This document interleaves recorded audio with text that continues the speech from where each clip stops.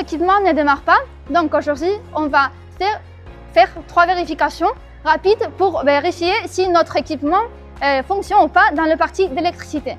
Donc moi je suis Maria et aujourd'hui je vais vous présenter cette partie-là. L'équipement, en premier lieu, on doit vérifier les boutons d'emergency.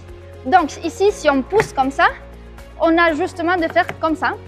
Et donc la cache fonctionne. Donc on doit vérifier que la partie rouge est dans l'extérieur.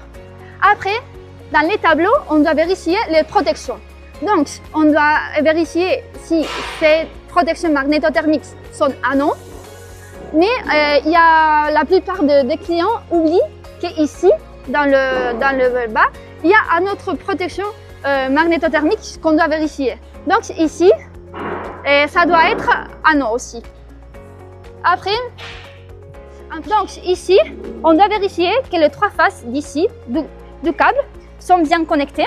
Et donc, sinon, si la cage ne fonctionne pas, on doit changer les câbles d'alimentation. Donc ici, on va faire une vérification s'il y a des courants dans le tableau ou pas. Donc ici, on va mettre le multimètre. On va le mettre dans cette partie-là, voltage alternatif. Et donc, on va vérifier s'il y a des courants dans le tableau ou pas. Donc ici, on va vérifier la protection 1X0. Donc, comment on peut l'identifier? C'est la protection qui a L1, L2, L3 comme face.